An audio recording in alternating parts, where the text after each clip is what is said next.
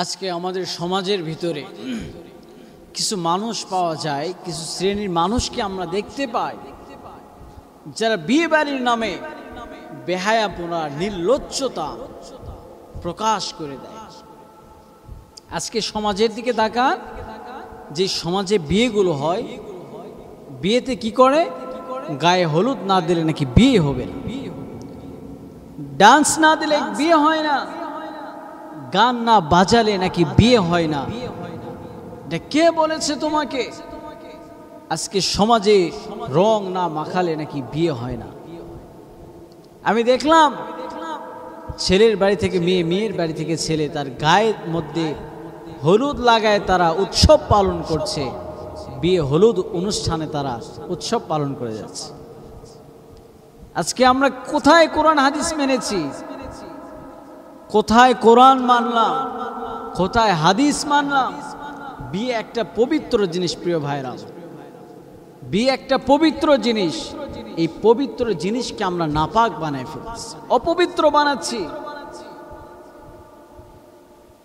কিন্তু কথা ছিল বিয়েটা যেন পবিত্রতার সাথে হয়, সেটা যেন তারা দুজনের মিলনে আবদ্ধ হয় এবং আল্লাহর রাস্তায়, তারা আল্লাহর পথে রাসূল সাল্লাল্লাহু আলাইহি ওয়াসাল্লামের হাদিস মোতাবেক তারা যেন জীবনকে পরিচালনা করে।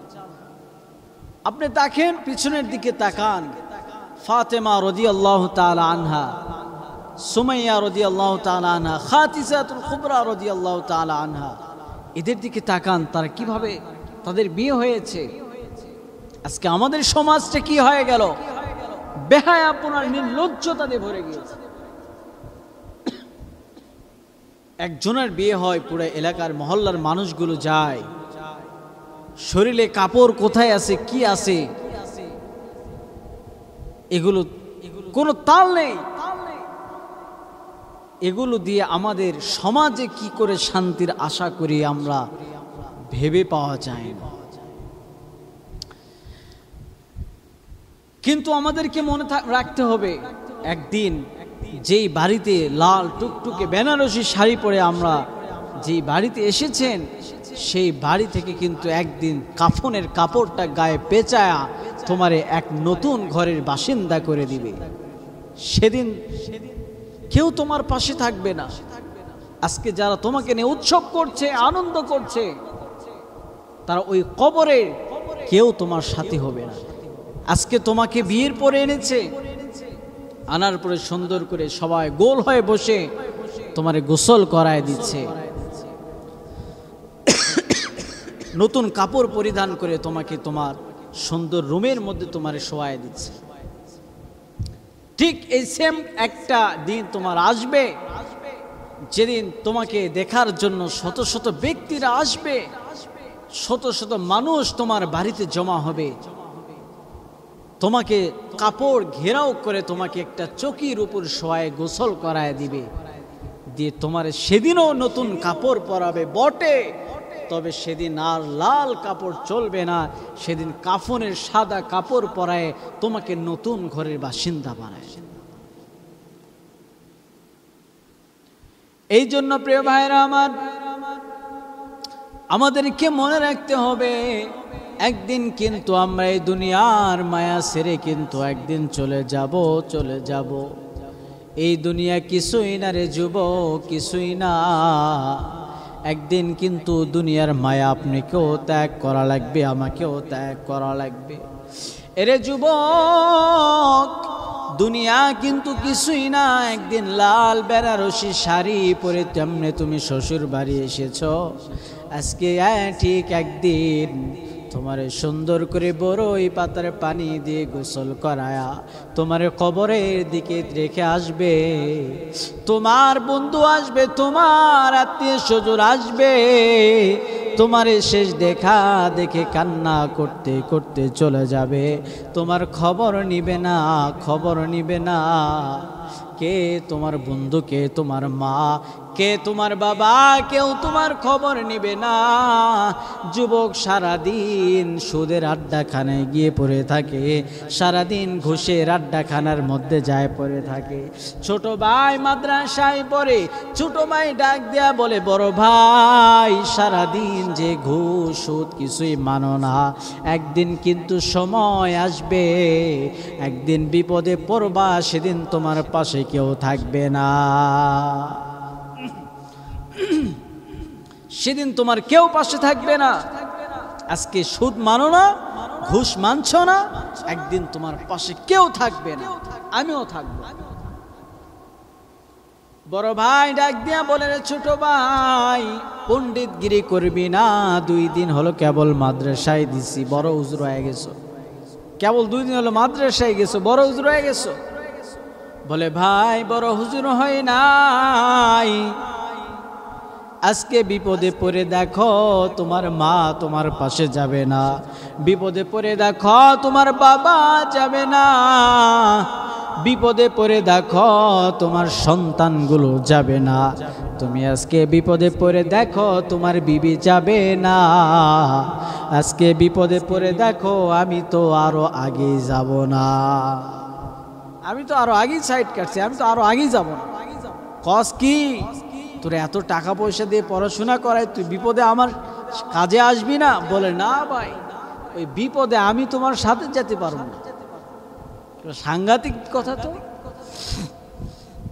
কই, বড় ভাই বিপদে পড়ে দেখেন কে পাশে দাঁড়ায়। বলে, কেমনে বিপদে পড়ব? বড় ভাই ডাক দিয়া কয়, কেমনে বিপদে পড়ব? ছোট ভাই ডাক দিয়া কয়, আমার কাছে সেই বুদ্ধি আছে, আপনি বাড়ি থেকে চলেন। বড় ভাই আর ছোট ভাই রাস্তা দিয়ে চলা আরম্ভ করে দিল। যাইতে যাইতে বট গাছের নিচে যায়, বড় ভাই রাস্তায় পড়ে গেছে, বড় ভাই পড়ে গেছে, মরে গেছে। ছোট ভাই বড় ভাইয়ের জড়িয়ে ধরে বলে, ভাই কই গেলা? আমার ভাই দুনিয়া ছেড়ে বিদায় নিয়ে চলে গেছে। ভাই বুঝি মারা গেল? ভাই নাই। ছোট ভাই বড় ভাইকে বুকের সঙ্গে জড়ায় ধরে কান্না করতেছে আর বলে, আমার ভাই নাই। এক পর্যায়ে ভাইকে যখন লাশের গাড়ি করে বাড়ির মধ্যে এনে শোয়ায় দিছে, বাবাই কাঁদে, আমার বড় ছেলে মারা গেছে, মা কাঁদে, বিবিও কাঁদে, তার সন্তান কাঁদে, বাবা নাই। ছোট্ট সন্তান এবার মাদ্রাসার ছাত্র ডাক দিয়া বলে, বাবা আমার একটু সময় দিবানি? বলে, আবার কিসের সময়? বলে, বাবা এখানে একটা ঘটনা বড় ঘইটা গেছে। বলে, কি ঘটনা? বলে, আমার ভাইকে যখন বট গাছের নিয়ে তলে নিয়ে গেছি, আমার ভাই অটোমেটিক পইরা মইরা গেছে। আমি বড় হুজুরের কাছে যাই, পানি পড়া কিছু তাবিজ পড়া আনতে পারি কিনা দেখি, হয়তো ভাইয়ের দমটা হয়তো আটকে আছে। ভাইয়ের কি দম আটকে আছে, দেখি যেন তাবিজ টাবিজ পাওয়া যায় নাকি, যদি ভাই আবার জিন্দা হয়ে যায়। ছোট ভাই দৌড় দিচ্ছে বড় হুজুরের কাছে। কিসের বড় হুজুর? হয়তো ঘটনা ঘটাইছে। রাস্তার অর্ধেক রাস্তায় আবার ঘুরে আসে, বলে, আব্বা যান, বড় হুজুরের কাছে গেছিলাম, একটা দোয়া শিখায় দিছে, দোয়া ফু দিতে দেরি, আমার বড় ভাই জিন্দা হতে দেরি হবে না। বাবা কইতে, দেরি করস কি লাগা? দে তাড়াতাড়ি, দে তাড়াতাড়ি ফুটা দে, আমার পোলারে তাড়াতাড়ি জাগা। কই, বাবা শর্ত আছে একটা। বলে, কি শর্ত আবার? বলে, ভাইয়ের গায়ে ফু দেওয়ার আগে একদম জিন্দা মানুষের গায়ে ফু দেওয়া লাগবে। ওই জিন্দা মানুষের গায়ে ফু দেওয়ার ফলে আমার বড় ভাই জীবিত হয়ে যাবে, আর যে জীবিত মানুষের গায়ে ফু দিব ওই ব্যক্তিটা মরতেও পারে, বাঁচতেও পারে, এর কোনো গ্যারান্টি নাই। কস কি?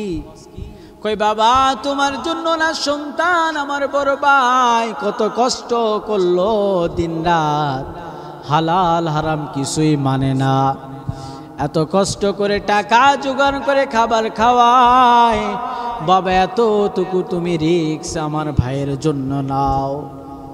যে তোমার গায়ে আমি ফুটা দিয়ে দিই, তুমি মরতেও পারো জীবিতও থাকতে পারো, এর কোনো গ্যারান্টি নাই, তবে আমার ভাই যে জিন্দা হইব এর গ্যারান্টি 100%। বাবাই ডাক দিয়া বলে, না না না, এই কাহিনী করা যাবে না, আমি আমার গায়ে ফু দিতে আমি দেব না। ওর বউরে যায় আমি আশ্চর্য, সাইড হয়ে গেছে, সাইড হয়ে গেছে, বলে আশ্চর্য, আমি দিতে পারবো না। কি হলো? আমি ফু দিতে পারবো না। বউরে ডাক, বিবিরে ডাকছে, ভাবি বড় ভাই ভালো হইব। বলে কেমনে ভালো হইব? বলে বড় ভাইরে ফু দেওয়ার আগে একটা জীবিত মানুষের গায়ে ফু দেওয়া লাগবে। বাবানে বলছি, বাবা বলছে তোমার কথা ভাবি, কত কিছু বড় ভাই তোমারে দিছে, কত স্বর্ণের অলংকার তোমারে দিছে, যখন যা চাইছো, যা খাইতে চাইছো বড় ভাই দিছে, আমার ভাইয়ের জন্য একটা বার তুমি এই রিস্কটা নিতে পারোনি। ভাবি কই না, খবরদার আমারে ফু দিস না, যা মরার সাথে গেছে গা, ওরে তাড়াতাড়ি কবরে শোয়াই দেয়, সে যে যাওয়ার সে চলে গেছে, অযথা ফু দেওয়া দিয়ে লাগবে। ছোট ভাই বড় ভাইয়ের কানের কাছে যায়, বলে ভাই শুনছো? বলে ভাই সব শুনছি, মনটা চায় উইটা সবারে শটায়, মনটা চায় সবারে উঠা, কারে খাওয়াইছি এতদিন, কেউ আমার এই বিপদে কেউ আসলো না।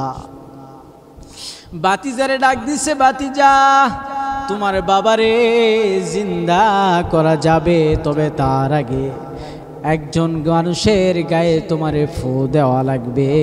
তোমার বাবা তোমার কাছে যখন যা চাইছো, আইফোন চাইছো তোমার আইফোন কিনে দিছে, বাইক চাইছো বাইক কিনে দিছে, কত টাকা চাইছো সব তোমার বাবা তোমারে দিছে, তোমার বাবার জন্য এতটুকু রিস্ক নিতে পারবানি?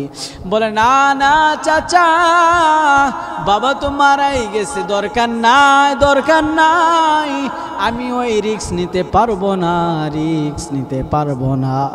বড় ভাই এই কথা শোনার পরে আর থাকতে পারে না, লাফ দিয়ে উঠা মাদ্রাসায় গিয়া বলে, হুজুর আমি এতদিন বুঝতে পারি নাই, সুদ খাইছি ঘুষ খাইছি গো হুজুর, আজকে বিপদের সময় পরীক্ষা হয়ে গেল, কেউ নাই, কবরে কেউ যাবে না, বিপদের সময় কেউ পাশে নাই, হুজুর আমারে তওবা করে দেন, তওবা করে দেন, আমি আমার জিন্দেগিতে আমি আর কোনোদিন সুদের আড্ডায় যাব না।